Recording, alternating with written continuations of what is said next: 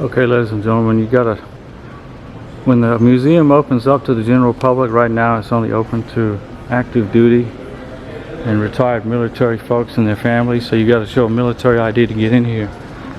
But when things get back to normal, then the general public will be able to get passes and come on in and visit this beautiful museum, recognizing the brave and honorable service of our military, Navy pilots, Marine Corps pilots, Coast Guard pilots, Army pilots, etc. Check that out. Well, it's not a very comfortable chair.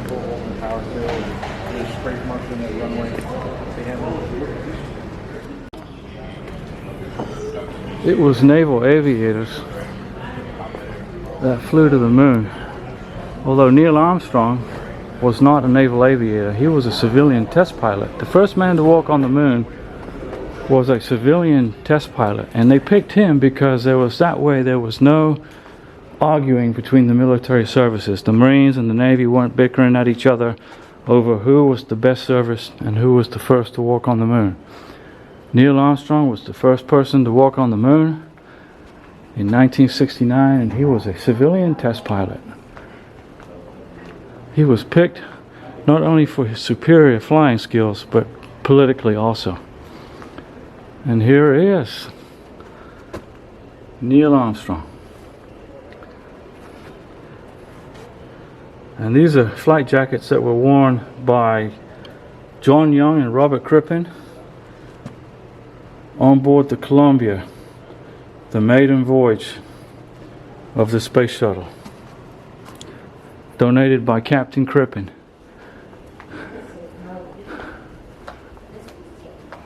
This is for registered patrons only. Registered with who? I don't know. Apparently I'm not registered, so I'm not going to go in that room.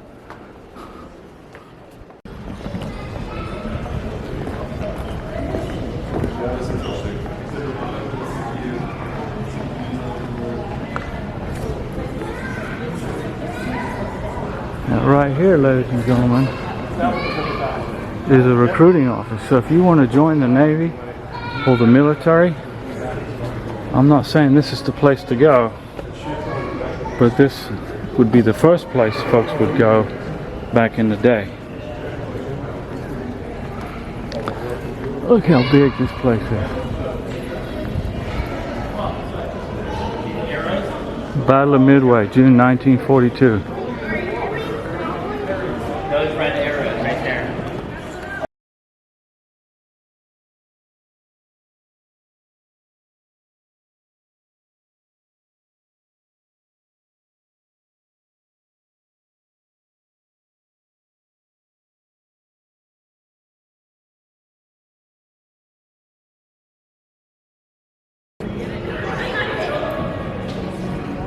Now this right here is a little stage, sound stage, that I know for a fact a lot of Navy retirements took place here. And right here is the memorial table for the missing soldier, airman, sailor, still unaccounted for in the history of our country's battles.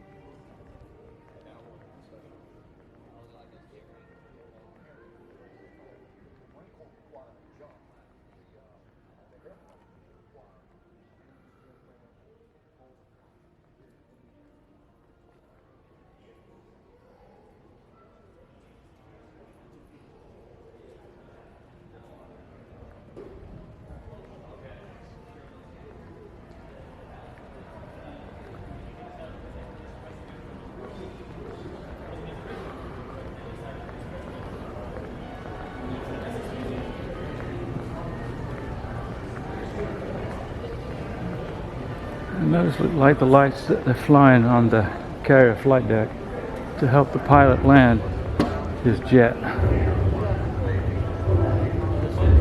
Hey, look at this, the Tommy S4C. Interesting.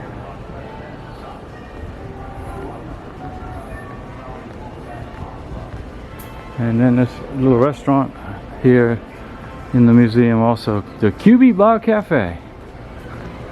How about that? Oh, look. What do we have here? We have a border wall of some kind.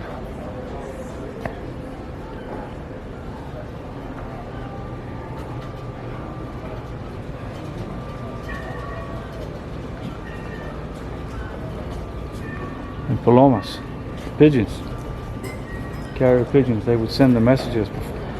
Those were the first emails, folks. The first emails were here.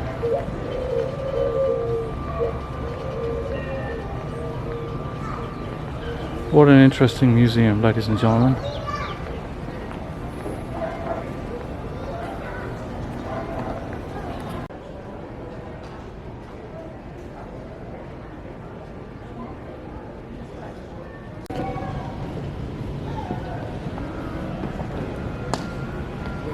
Ladies and gentlemen, this is an old Plymouth. How about that? Wonder how many miles to the gallon this vehicle, guys. A 1940s Plymouth made by Chrysler Corporation in 1928 originally. And then during the Great Depression, the US Army and the US Navy contracted for purchases of these vehicles, which significantly helped the Chrysler Corporation bounce back from economic disaster.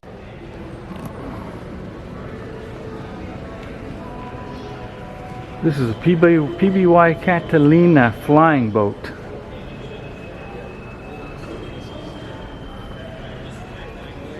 Looks like he's fixing to send a text message to his girlfriend. No, probably not. And here's the pilot and the co-pilot getting ready to fly.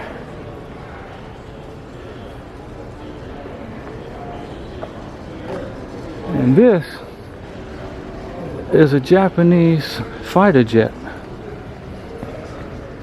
And let me see, there's something over here on the side of this plane. It's a translation, something written in Japanese. I guess this was carried by one of the Japanese pilots. It says, though my life may end over the South Pacific Ocean, my thoughts turn to the many springs gone by and those yet to come. Written by an unknown Japanese pilot. And I'm quite sure our boys and girls shot him down over the Pacific in World War II.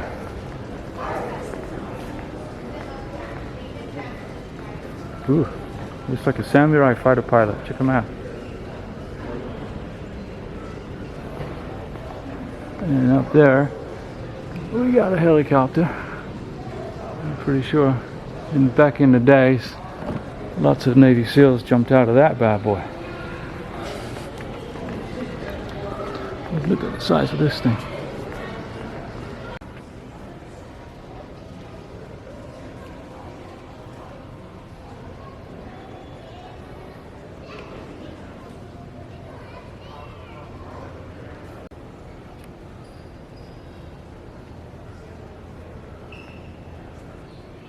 The landing signal officer bringing in a jet onto the flight deck of an aircraft carrier.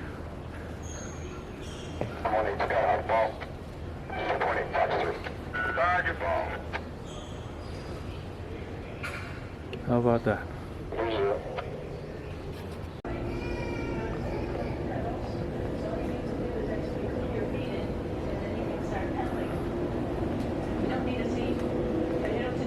Ladies and gentlemen, this was the recreation of the Apollo 11 electrical boxes and machinery and solar arrays, in fact, that I talked about earlier, that are outside, and sometimes they don't work quite right. Remember, space is really cold. Okay, ladies and gentlemen, this is the Skylab 2 command module. The pilot was Paul Waits, and the first medical doctor on board was Dr. Joseph Kerwin. And the command module on display here was hoisted aboard the USS Ticonderoga, 900 miles southwest of San Diego, California, June 22nd, 1973. Check it out.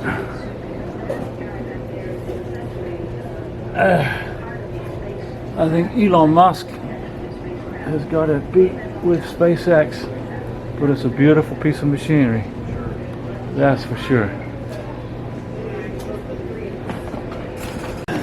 The first person, the first American in space, was Rear Admiral Alan B. Shepard Jr., born in 1923, passed away in 1998.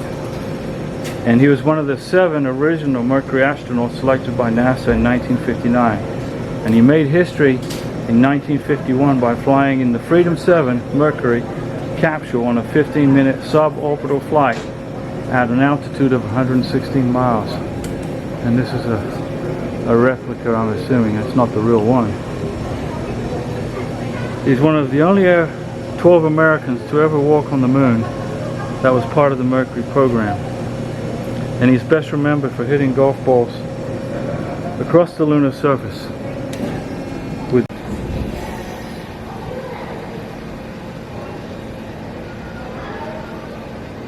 I like to explore. Of course, people who like math and science, that's what this is all about. We have people in the office who are doctors, teachers, veterinarians. This is a very interesting part of American history in space. On May 4th, 1961, U.S. Navy Commander Malcolm Ross, no related to Diego Ross, and Lieutenant Commander Victor Prather set an altitude record of 113,740 feet on a flight launched from the U.S. Navy aircraft carrier Anthium over the Gulf of Mexico. But even though this was a world record for altitude, the very next day, Commander Alan Shepard took his famous 15-minute ride into space aboard the Mercury spacecraft Freedom 7, which kind of dampened this historical event because Alan Shepard beat him out.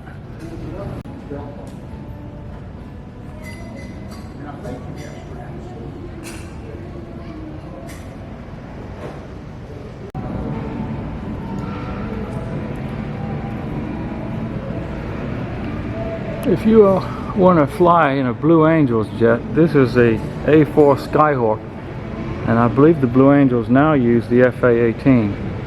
But this was one of the original backbone of the Navy Marine Corps Light Jet Attack Forces, and these planes are on loan from McDonnell Douglas Corporation.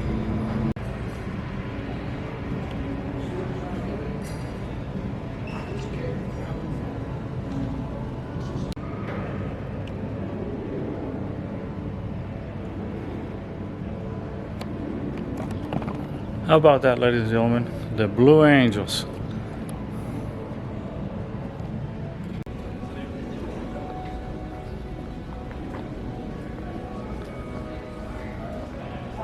An SNV-1 Valiant.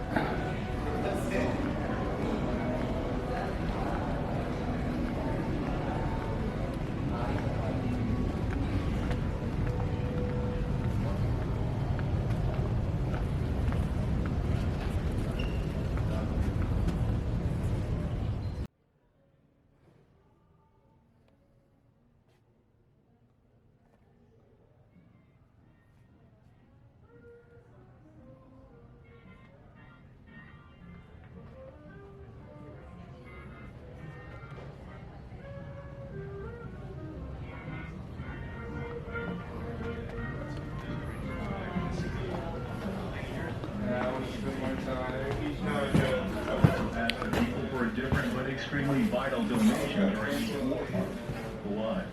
Collecting blood for plasma. Now this is an interesting part of the Naval Aviation Museum.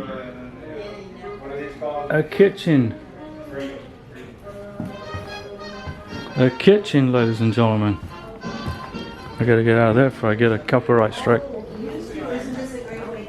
Absolutely. We visit our mom's grave and then we do a little tour while we're here. Oh, that's really good. That's special. Have a good day. Take care. Good coffee. Hi, how are you today? Hello. I'm very interested in all this history. Have you been here before? Now this is a very old car. Now the A right here on the windshield identifies this vehicle as a rationed vehicle. In other words, you can drive it, but you were rationed on your gasoline, and you could only purchase, or you could only have 5 tires during the life of the vehicle during World War II in 1943. So the A means this was a rationed vehicle, but you could drive it.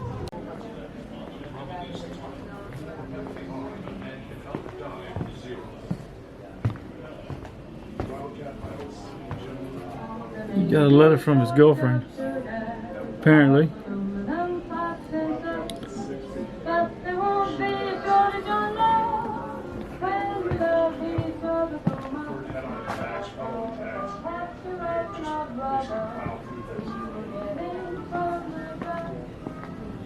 A 50 caliber armor piercing 50 millimeter M2. What is this? Like a torpedo bomber. Looks like one of the planes that disappeared in the Bermuda Triangle. Believing the engagement is over, Smith sets course for Henderson Field.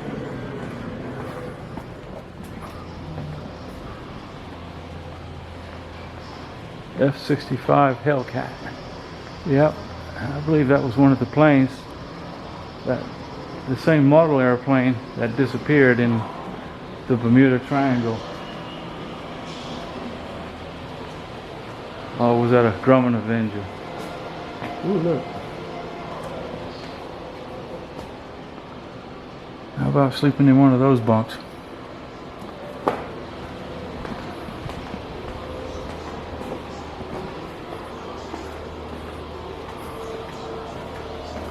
It's like we're inside of a ship, ladies and gentlemen. And this must be a briefing room for flight ops.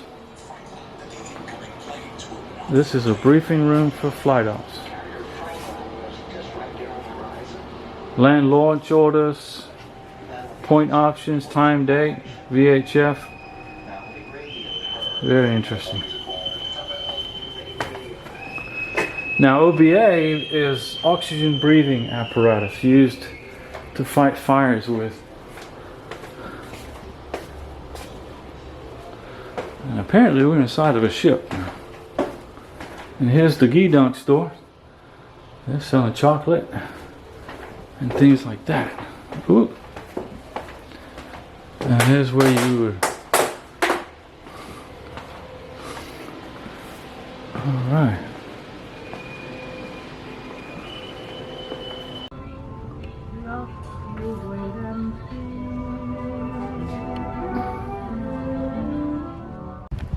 Now, one of the greatest things about serving in the military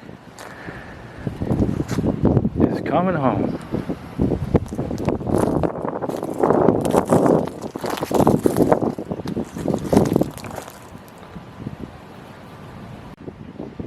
Now we're going to take a tour of Hangar Bay 1.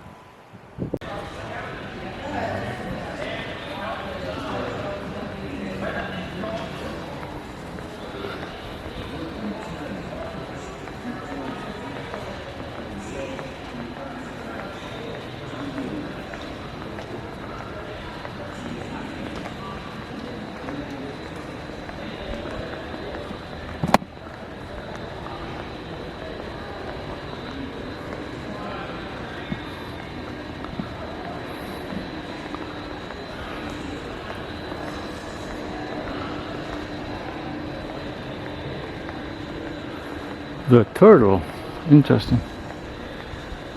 TA-7C ejection seat and canopy system. Look at that. Boom. You get in trouble, you eject. Boom. And this is an SH-2F helicopter.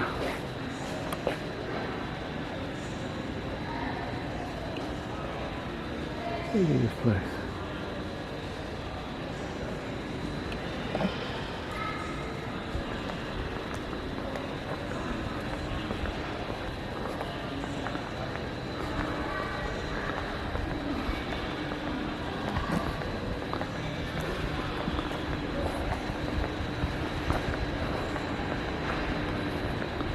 U.S. Coast Guard vessel. And over here we have a replica of the lunar module that landed on the moon, Apollo 11.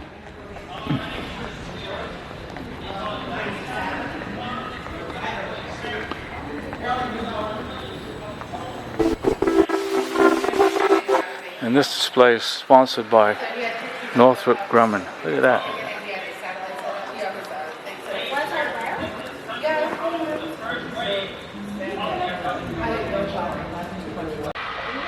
And this is the Saturn V rocket, 196 scale, which was the most powerful rocket engine in the world when it launched.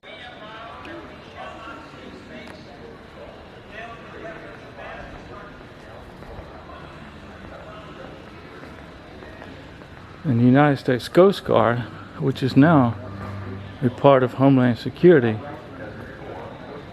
well, they're responsible for saving thousands of lives, folks, ladies and gentlemen.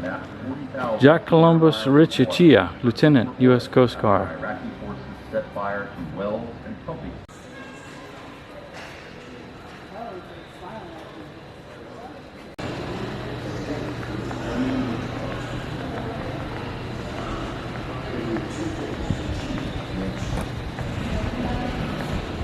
The Tonkin Gulf Yacht Club.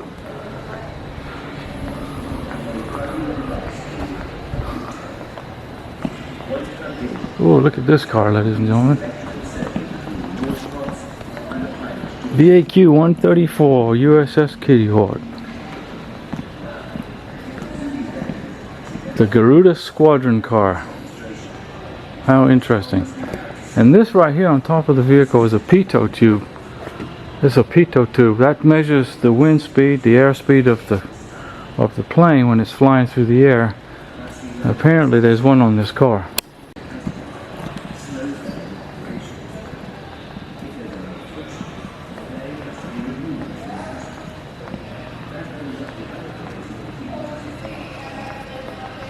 Hoorah, Marine Corps.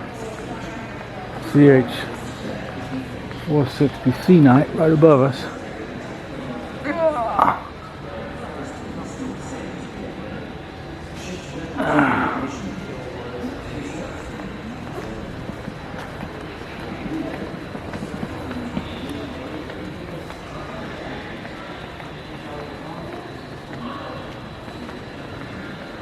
Look how the wings folded so they could be stored on the flight deck of the carrier.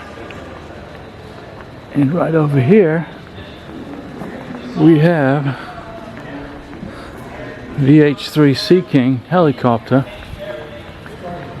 and this one was delivered to the fleet in 1962 and served as the executive flight detachment during the presidencies of Richard Nixon and Gerald Ford. A lot of history in a helicopter. You contact them, tell them the situation, they'll make you a package. They'll have it all delivered.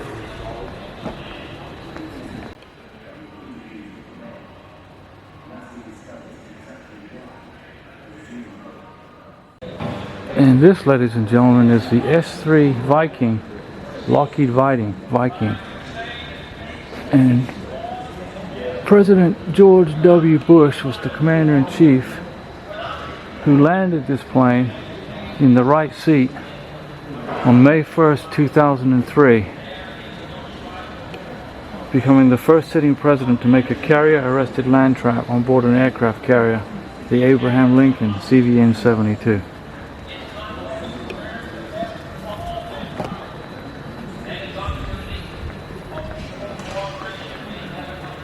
How about that? Piece of American history sitting right here in Pensacola, Florida. VS-35, USS Abraham Lincoln. The plane that President Bush landed on a carrier flight deck.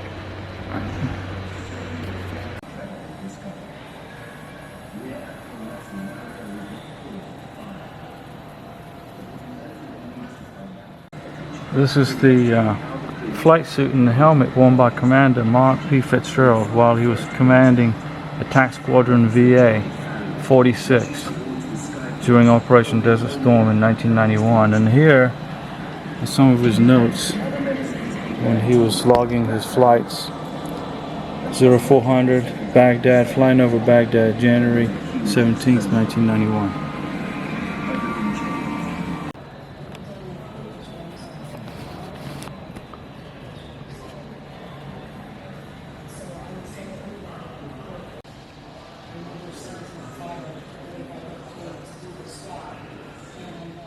And the thought that crossed my mind about halfway there that we mailed out our wedding invitations for later on that month. So you ain't gonna, we got it now, let go. I couldn't let go. So but they yanked me away from my grip and pulled me up.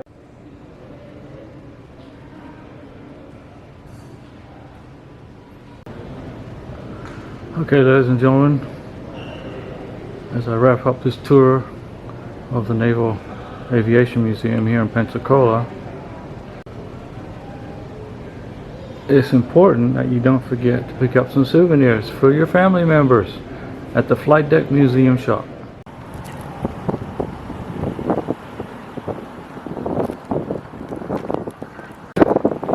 Okay, ladies and gentlemen, this is the FA-18A Hornet, and the Blue Angels flew their first show in this particular airplane in 1987, and so far it is the longest serving aircraft in the history of the Blue Angels. Blue Angels pilots and ground support personnel served 2 to 3 years in the squadron before returning back to service in the fleet, and the designation FA denotes strike fighter. And the Hornet is equally capable of engaging enemy aircraft and delivering ordnance on ground targets, just as they are quite capable of giving a fantastic air show. The Hornet became operational in 1983 and has a top speed of more than 1,300 miles an hour and can fly higher than 50,000 feet. Obviously, the exact data is classified. I hope you enjoyed this visit to the National Naval Aviation Museum, and thank you so much for watching.